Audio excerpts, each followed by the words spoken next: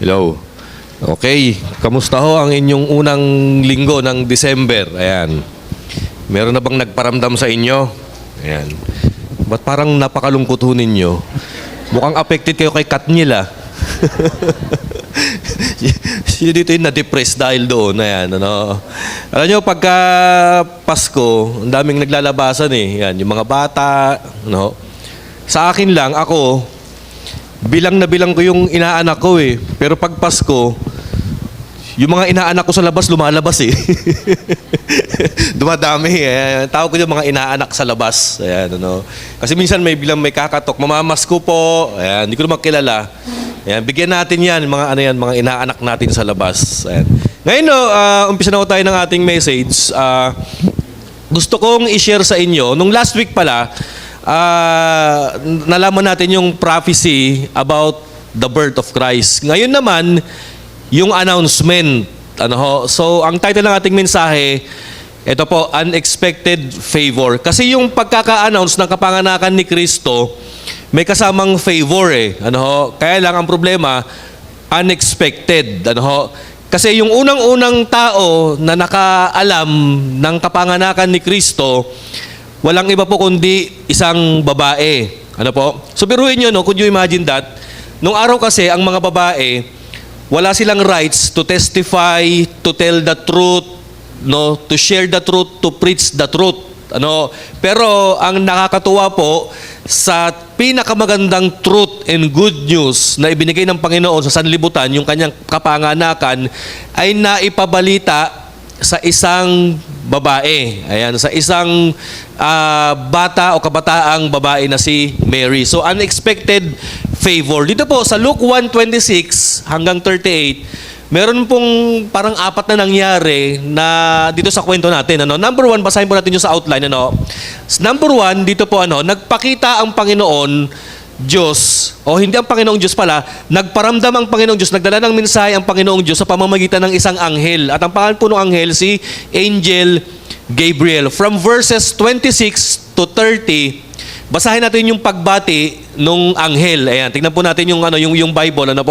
Sabi po rito, in the 6th month, ano kaya yung ika-6 na buwan na ito?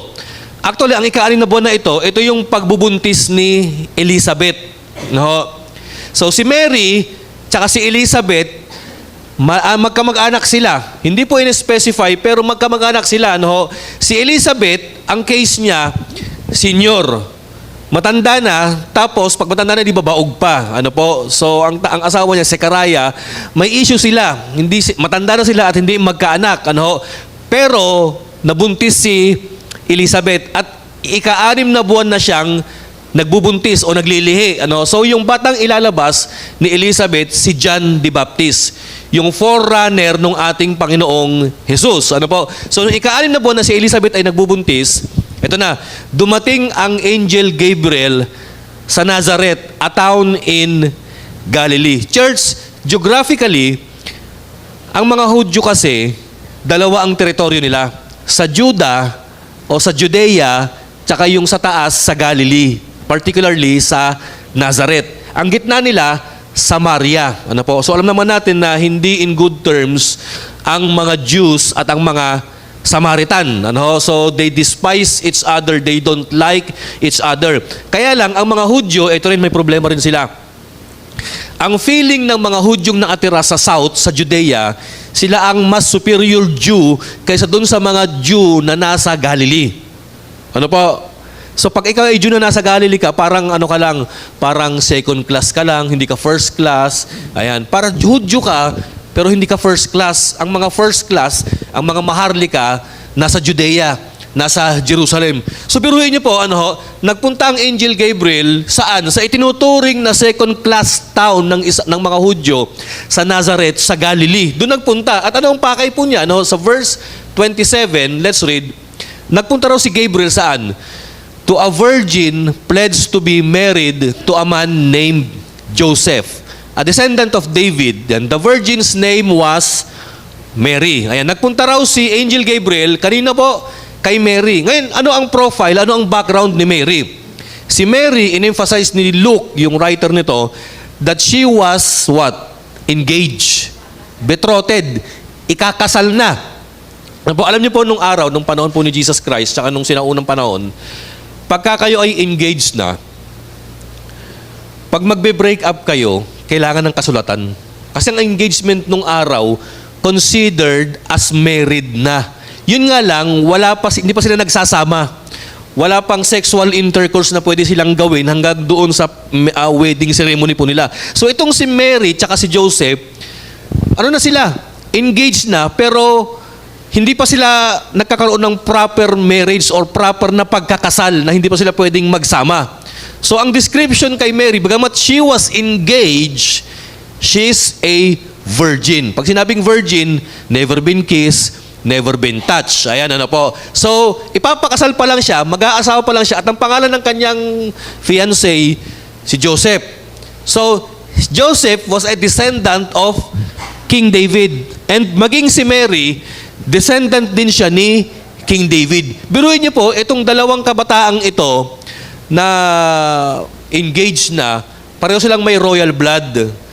Parehong dumadaloy sa kanila ang dugo ni Haring David, particularly kay Mary at kay Joseph. So sa verse 28, ano ang sabi nung angel? Ito po. The angel went to her and said, ayan, greetings. O ano ba yung greetings sa Tagalog? Good morning. Ayan, magandang umaga. Happy day. Ayan, ano, kumbaga magandang pagbati. Ano sabi nung angel? You who are highly favored, the Lord is with you. Nakita po ninyo yung greetings nung anghel. Actually, church, kung ikaw, ikakasal ka na, medyo bata pa ang edad mo, tapos may anghel na magpakita sa'yo at sasabihin, you are highly favored, nasa inyo ang Lord, sumasayo si Lord, kasama mo si Lord.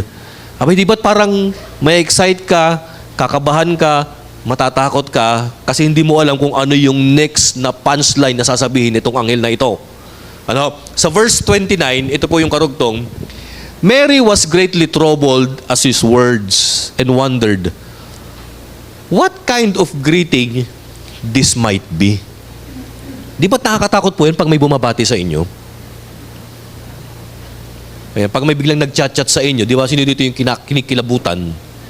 Pag merong tumatango sa iyo na hindi mo namang kilala, di ba nakakatakot? Minsan isipin mo, hold up yata ito Naku, hindi kaya scammer ito Naku, hindi kaya na may mistaken identity ako, baka na lang bigla na lang akong dukutin, isako ako nito Kasi nga, alam ni Mary, wala naman siyang engagement maliban kay Joseph lang, pero may nagpakitang angel, lalaki, at binabati siya. So siya, nagugulat, nagtataka, at natotrouble siya. Kasi ano ibig sabihin nito? What's this? Sabi niya gano'n. Ano kaya ito? And then in verse 30, sabi po diyan, but the angel said to her, don't be afraid, Mary, you have found favor with God. So inulit na naman ng anghel, huwag kang matakot, Mary, kasi you have found favor with God. Pakiano nga doon sa outline, doon sa number 2. Tandaan po ninyo, church. Ano ibig sabihin nung you have found favor with God? Di ba't pagka minsan ang mga tao lumalapit sa atin at sasabihin, uy, favor naman. O kaya, uy, may ibibigay ako sa iyo, favor. Actually, dalawang ibig sabihin ng favor It's either may pabor na ibibigay sa iyo o may pabor kang gagawin dun sa nanghihingi ng pabor sa iyo. Tama po ba? Di ba't pagka Pasko, uy, alam mo, tuwan-tuwa ako sa iyo, may pabor akong ibibigay sa iyo. Ayan, ililibre kita ng lugaw. Ayan. Yan yung mga pabor na natin Ito, may pabor na ibibigay ako sa iyo. Ayan. Bibigyan kita ng regalong kalendaryo ngayong 2024. Ayan. Ang grabing favor niya, napakamagandang favor niya. Ito naman Uy, alam mo, nak, favor naman. Pwede ba bili ka ng toyo sa tindahan? Ayan, uutusan ka. Alam niyo po, church, sa case ni Mary, dalawang yung favor. God favors her, it is simply because she lived a righteous life. And then pangalawa, God favor or ask favor from Mary kasi merong ipapagawa ang ating Panginoon. So ito ang ibig sabihin ng favor na binabanggit ni Angel Gabriel kay Mary. God's favor is His gracious choice of someone through whom He does something special. So, ibig sabihin nito, si Mary kaya nagkaroon ng naging highly favorable siya kay Lord kasi siya siya yung napupusuan ni Lord na pinili ng Panginoon kasi may ipapagawa si Lord sa kanya. God will do something special into the life of Mary. Kaya siya tinawag ni Angel Gabriel na highly favored. Naniniwala ba kayo, church, na nung ikay naging Kristiyano na, the moment you've become a Christian, your life became highly favored for the Lord? Alam niyo ba kung bakit? Bakit ka naging highly favored para kay Lord? Kasi, unang-una, biruin mo nung napili ka bilang candidate sa langit. Pangalawa, napili ka na ma-involve sa gawain ng church. Pangatlo, church, napili ka na ma-involve sa gawain ng pag-further ng kingdom ng Panginoon at pag-share ng gospel ng katotohanan sa sanlibutan. So in a sense, para tayong si Mary. All of us are highly favored kasi tinanggap natin yung pag-ibig ng Diyos, kasi tinanggap tayo ng Panginoon no matter who we are or what we have done in the past. Kasi kaya tayo naging favored kay Lord kasi meron tayong mission ngayon para sa ating Panginoon. Yan yung i-preach siya. Yan yung i-share siya. So si Mary, sa kaso ni Mary, ang favor sa kanya ng Panginoon ito. Kaya siya highly favored para kay Lord kasi righteous yung pamumuhay niya, napupusuan siya ng Panginoon na siya yung gagawing nanay ng ating Panginoong Jesus. Ayan, Next, sabi nga po rito, Mary was in such intimacy and communion with God that His gracious favor rested on her. Pakibasa nga yung verse 30. Ito may nakita ako ditong, preposition ba tawag ito? Meron ako nakitang grammatical, dito parang trivia, Pansinin po ninyo ito, But the angel said to Mary, "Do not be afraid, Mary, you have found favor with God." Bakit with God, hindi by God? O kaya from God? Bakit with God? Kasi pag sinabing with, parang, body-body. Di ba, parang ganun, Bakit hindi you have found favor from God or by God? Pero bakit with God? Balik mo doon sa outline. Yun yung explanation. Kasi nga si Mary, namuhay siya ng merong intimacy and communion with God that His gracious favor rested on her. Ibig sabihin, si Mary, namuhay ng parang buhay ni Enoch, parang mala Abraham na buhay, yung bang righteous, blameless, a woman of integrity, sumusunod sa kautusan, talagang doon lang siya sa tama. Bagamat hindi ho nangangahulugan na if you have found favor with God, you have lived a sinless life. Hindi po ibig sabihin yan. Pero ibig sabihin, meron kang, yung pagkakasala mo, minimal lang na nangingibabaw ka sa ibang kababaihan. So ganyan yung buhay na ipinakita ni Mary. Kaya siya naging favored with God, mga kapatid. Okay, doon tayo sa pangalawang point nitong kwento. Ayan, Ito na, yung announcement. Siguro si Mary, iniisip niya, ano kayang pabor ang ibibigay sa akin ni Lord at pabor na hihingin sa akin ni Lord? Ayan. Alam niyo, kapatid, pagka ikaw ay pinaburan, napakasaya niyan. Lalo na pinaburan ka ni Lord. Pero pag ikaw naman ay hiningan ng pabor ni Lord, nakaka-pressure yan. Si Mary, pinaburan ni Lord, hiningan ng pabor ni Lord. Dito na, sa verses 31 hanggang 33, makikita natin yung favor na inihingi ng Panginoon kay Mary. Ito na. You will be with child and give birth to a son, and you are to give him the name Jesus. Siguro sabi nung angel kay Mary, Mary, ang favor sa'yo ng Panginoon, magkakaroon ka ng baby, lalaki, at ipapangalan mo sa kanya, Jesus. Siguro si Mary naman, tatango-tango lang, kasi ikakasal na ako tama, di ba?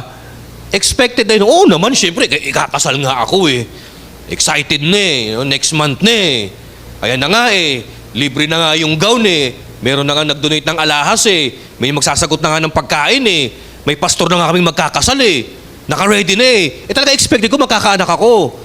Oh, sabi niya, ano ni Mary, kaya lang nga, ang sabi ng angel, magkakaanak ka, ipapangalan mo, lalaki. Pero ito ang pangalawang statement ng angel, yung susunod, yung verse 32. He will be great and will be called the Son of the Most High. Ha? Yung anak na ilalabas ko, grabe, tatawaging great at tatawaging anak ng Diyos na kataas-taasan. The Lord God will give him the throne of his father, David. Siyempre, alam ni Mary na si Joseph tsaka siya, pareho silang descendant ni David. Hindi lang descendant of the son, descendant of David. Kaya mas astig ito, kapatid. Pero listen to this, church. Biruin mo, no? Nasa panahon sila ng crisis, nasa panahon sila ng, alam niyo ba yun, yung Roman occupation, nasa panahon sila ng oppression, but then, God is giving Mary good news na, hey, Mary, sa kabila ng kahirapan mo, may lalabas. Magkakaanak ka at yung anak na ilalabas mo, baby, na magiging, tagapagpatuloy ng trono ng inyong great king na si David. Sa verse 33,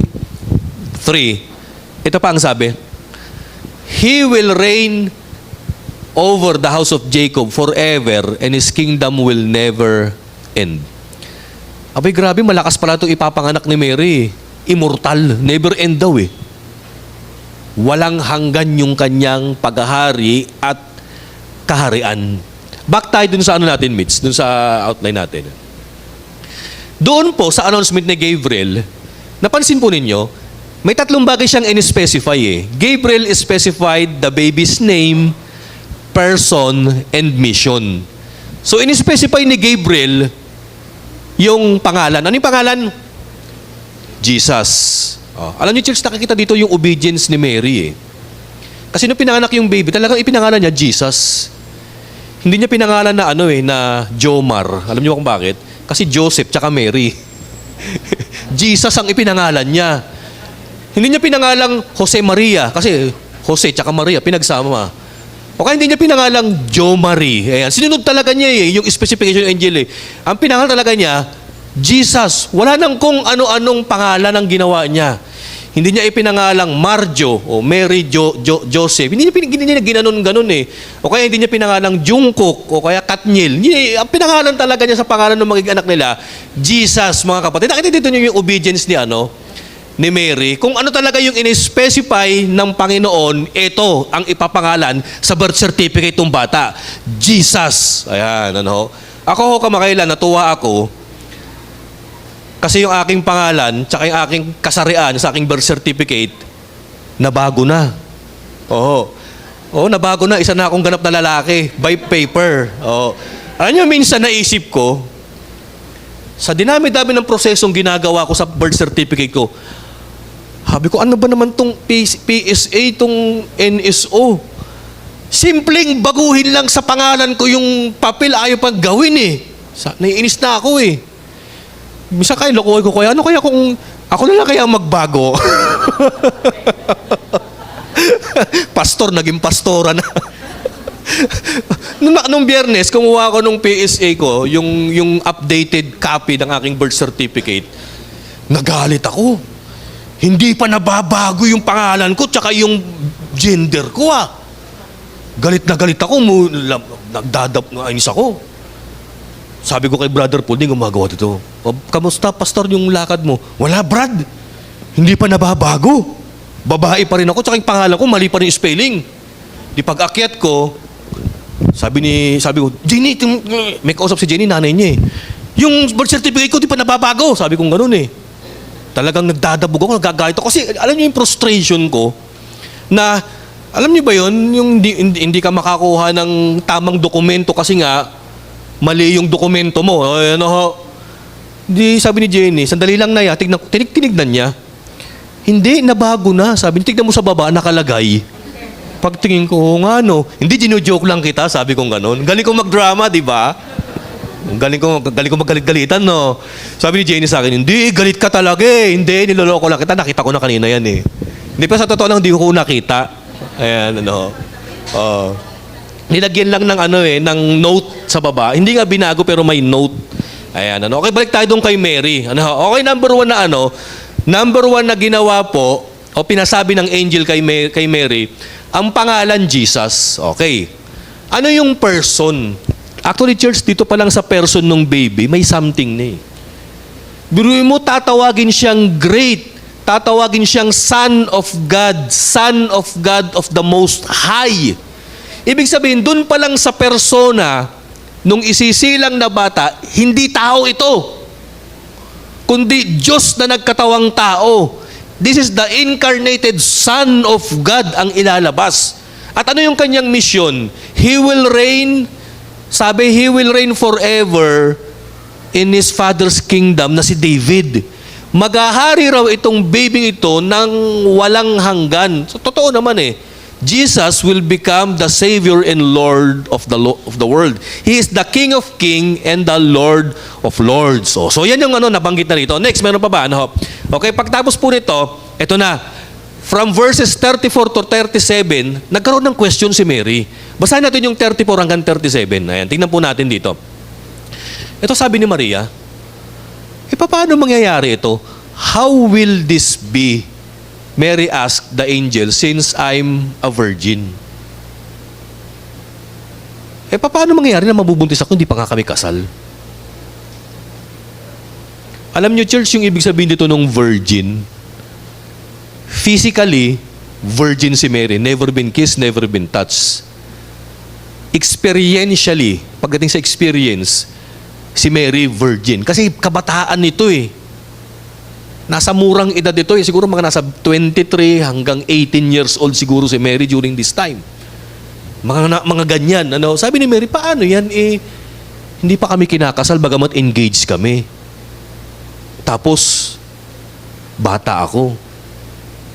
Nakita niyo dito yung tanong ni Mary. Ito po, church, ang maganda kay Mary.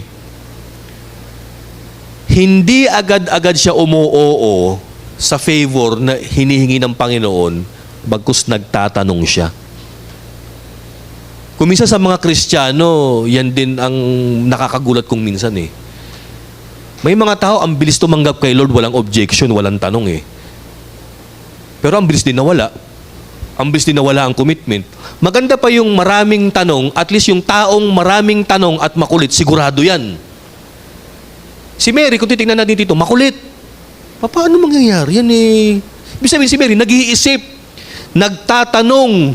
Ibig sabihin, nag-visualize siya kung ano yung mangyayari sa pinapagawang mission sa kanya ng Panginoon. Hindi siya yung oo ng oo. Hindi siya yung tanggap lang ng tanggap. Nag-iisip itong kabataang ito. At si Mary, church, guys, siya yung tipo ng tao na hindi basta-basta mabubudol. Kasi siya yung taong sigurista, kaya siya nagtatanong. Ang tanong niya, paano mangyayari? Ito virgin ako. Ito sabi nung angel, pagdating sa verse 35, sabi nung anghel, ito na, nagbigay ng theological answer yung angel eh. The angel answered yan, the Holy Spirit will come upon you, and the power of the Most High will overshadow you. Ano ibig sabihin nung the Holy Spirit will come upon you and will overshadow you? Ibig sabihin, parang papayungan, lulukuban, i-envelope siya. Ayan, yan ang ibig sabihin yan. So, ibig sabihin pala, si Mary, virgin siya, mabubuntis siya. Ibig sabihin, kaya siya nabuntis dahil sa kapangyarihan ng Diyos. So in short, itong maisipin natin. Hindi biological father ni Jesus si Joseph.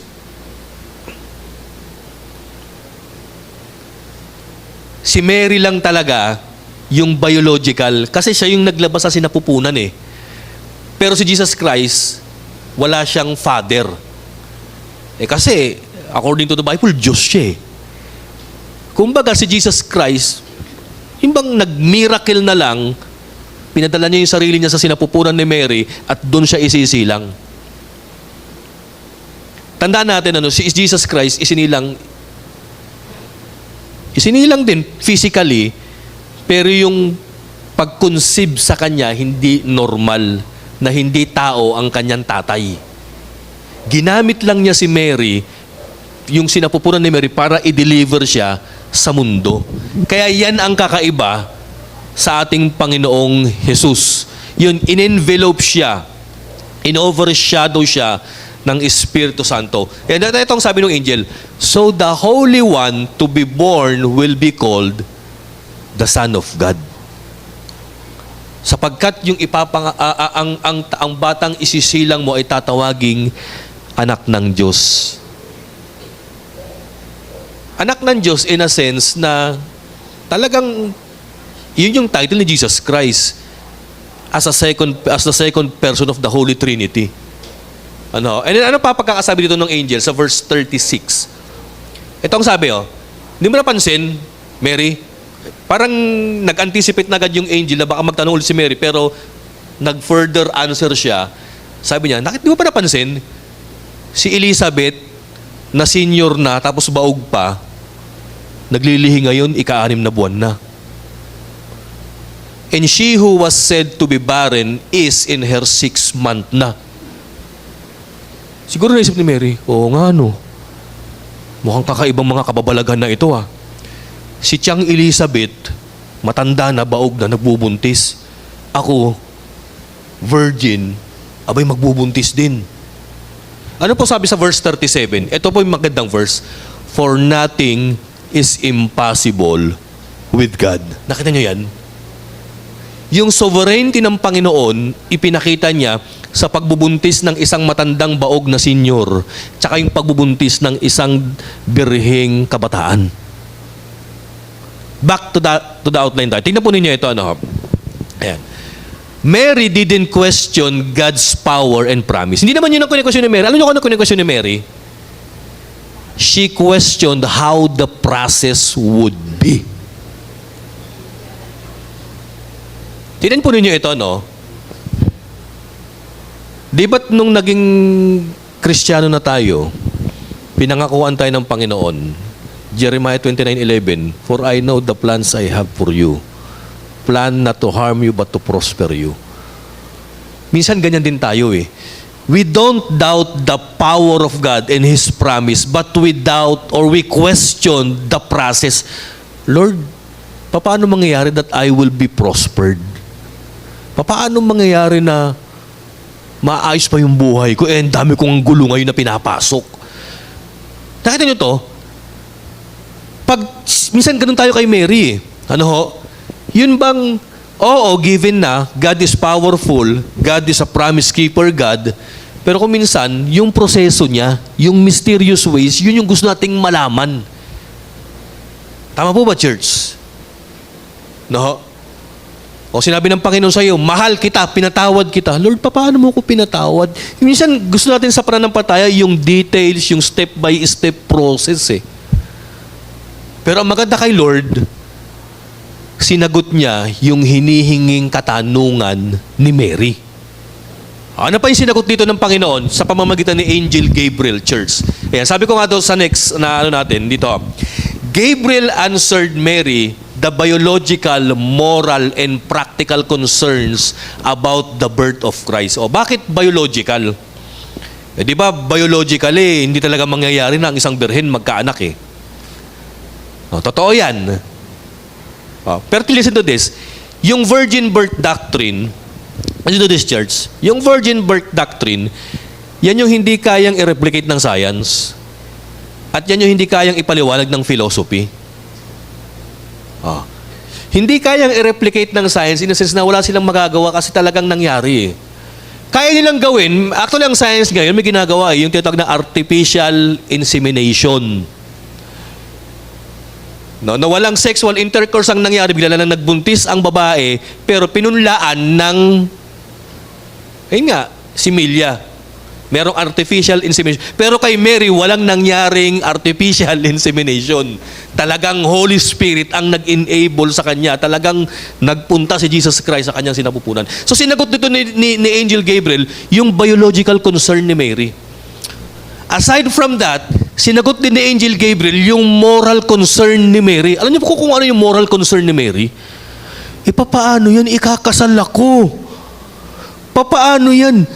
Nagbuntis ako bago ako ikasal. Naku po, Lord, ang mga marites at mga tolits, paano na?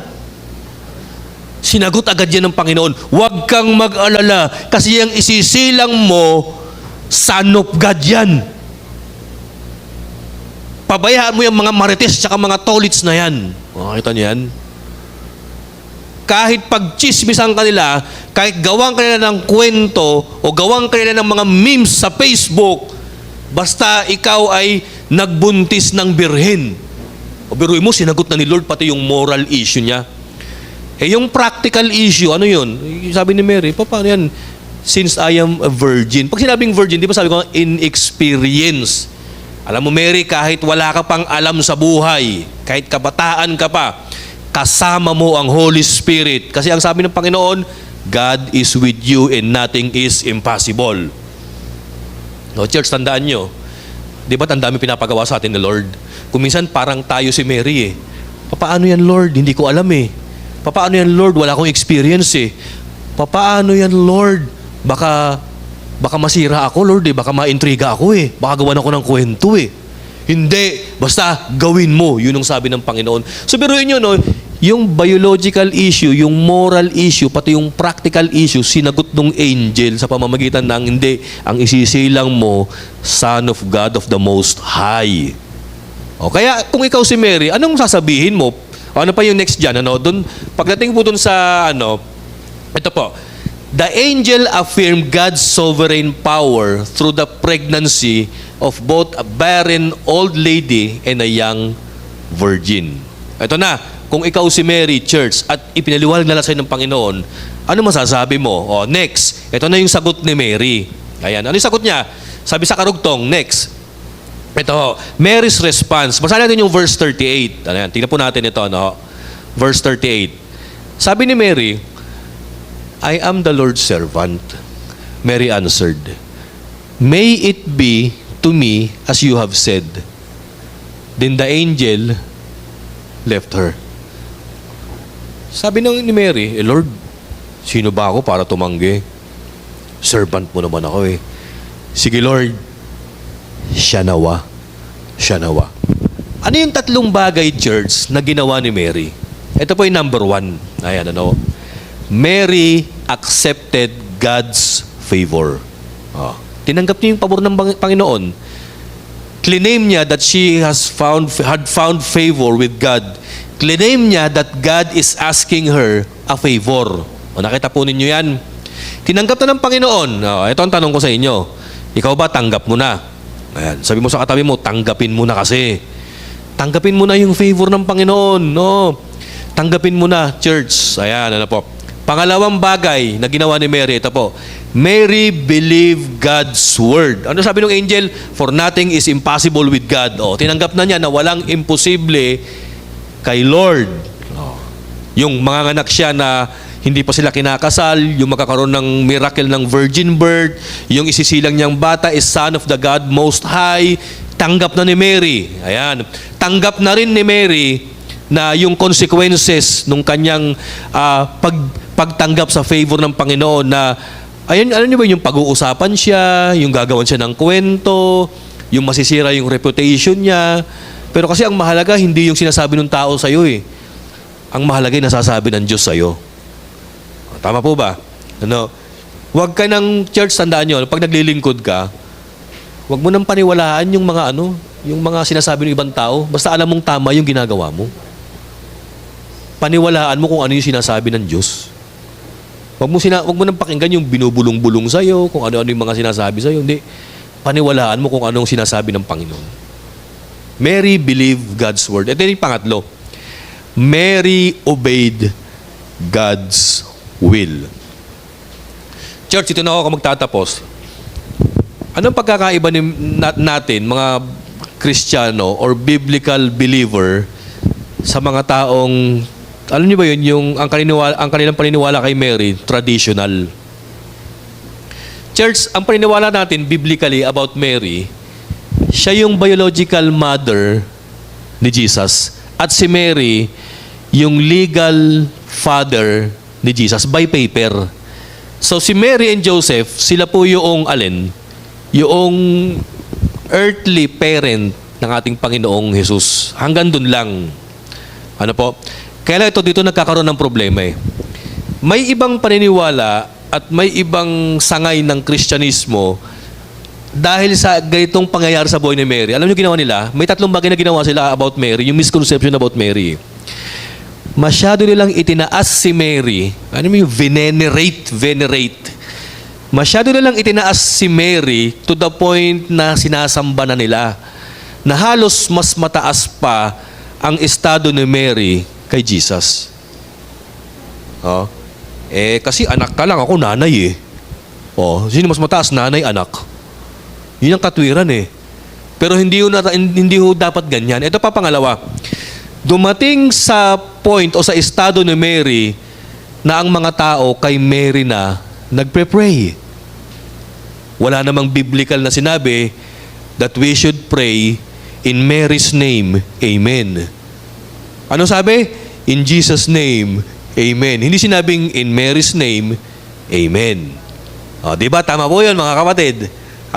So yan po yung mga yung mga pangyayari na kung minsan itinaas na masyado si Mary yung kanyang estado at kung minsan kay Mary na ring nagpe-pray yung tao. Pero church, wala pong sinabing ganyan ang gawin kay Mary. Mary, tanda po natin, was just an ordinary girl na merong righteous living na pinaburan ng Panginoon at hiningan ng favor ng Panginoon na maging nanay ng ating Panginoong Hesus, na mag-raise up kay Jesus Christ. Tama po ba? Dito na tayo magtatapos. Ito, pinakahuli. Tayo po tumayo ngayon. The truth about Christ's birth should conceive in us an appreciation of God's sovereignty and love for us. Ayan. Yung katotohanan daw nung virgin birth, nung kapanganakan ni Kristo, nung unang panahon, kailangan daw mag-develop sa atin yan ng appreciation ng kapangyarihan, alam niyo yung karangalan, greatness ng Panginoon, at especially yung kanyang pag-ibig para sa atin. Alam niyo po, ang sanlibutan, sa totoo lang po, kaiwan-iwan na. Sa totoo lang, church, ang sanlibutan, unworthy, unlovable. Actually, ang pinaka-description ng sanlibutan, kaiwan-iwan, kalaglag-laglag na. Pero sa kabila niyan, Lord, at church, si Lord, grabe nagplano pa rin para isalba, iligtas tayong mga taong napawala na, napariwala na tayo. Nasa nandiyan pa rin yung faithfulness ng Panginoon, yung loyalty niya sa atin at yung pag-ibig niya. At nag-umpisa muli ang ating Panginoon sa pamamagitan ng pakikipag-usap sa isang kabataang babae na may plano sa buhay. Tingnan po ninyo ito, church. Si Mary may plano sa buhay. Magpapakasal na kami susunod na mga araw. Pero nakita nyo, ito yung plano ni Mary. Ang ginawa ng Panginoon, nakialam ng himasok sa plano ni Mary. Alam nyo, church, pwede naman tumanggi si Mary. Lord, ano ka ba naman? Pwede ba pagtapos lang ng kasal namin? Bakit ka pa nang himasok, Lord? Alam nyo, Lord, baka yung reputation ko, naku po, pagchichismisan ako, Lord, sasabihin ni Mary, kasi, biro mo, nabuntis bago ikasal. Baka, Lord, alam nyo, masira ang reputation ko, pagtatawanan nila ako. Lord, ang plano ko talaga, Lord, magkaroon ng righteous life sa mata ng lipunan eh. Pero nakita nyo to, church, Mary, wag mo silang pakinggan. Sabi ng Panginoon, hindi, ako bahala sa'yo. Ako bahala sa'yo. Alam nyo, church, kapag tayo bilang mga Kristiyano, nag-focus tayo sa sinasabi ng mga tao at hindi natin pinakinggan yung sinasabi ng Panginoon, mawawala tayo eh. Maliligaw ka. Ang pakinggan mo, ang voice of truth, yung voice ng Panginoon. Huwag mo nang isipin kung pagtawanan kanila, pagchismisan kanila, gawan kanila ng kwento. Ang mahalaga, gumagawa ka ng kwento para kay Lord. Hindi kayong ginagawan ng kwento ng tao. Nakita niyo yung ginawa ni Maryng istorya. Siya yung naging bida, isa sa mga naging bida sa kwento ng Panginoon. Bagamat nagmukha siyang masama sa kwento ng kanyang mga contemporaries, pero naging bida siya sa kwento, sa Bible, sa istorya ng ating Panginoon. Ano po? So gawin lang natin yung ginawa ni Mary. Ano yung tatlong bagay na ginawa niya? He received God's favor. He believed God's word. And he obeyed God's will. This Christmas, gawin natin po yung tatlong yan. Tayo po yung tayo po yung manalangin. Father, salamat once again, O Lord. Salamat sa inyong pag-ibig. Salamat, Lord, sa inyong faithfulness sa aming mga tao, Panginoon. At salamat din, Lord, sa kwento ninyo na ginamit nyo ang isang kabataang babae, Lord, na si Mary, na siya, Lord, yung inyong pinili at ginawang maging nanay ni Jesus Christ. Salamat, Lord, dahil grabe yung ginawa ni Mary. Mula pa nung pagsilang po ninyo, hanggang nung cross, nung si Jesus Christ ay napako na, nandun pa rin, Lord, yung pain na naramdaman niya, Father. Pero sa kabila ng Lord, nawamagaya namin si Mary. I-accept namin yung challenge, paniwalaan namin yung word, at sundin namin, O Lord, ang inyong plano. Salamat, Father God, na Lord, ngayong Pasko at sa mga susunod na araw ng aming mga buhay, Panginoon, gayahin namin, Lord, si Mary. Salamat po, ito pong aming panalangin. In Jesus' name we pray. Ang lahat po ng anak ng Diyos ay magsabi ng Amen.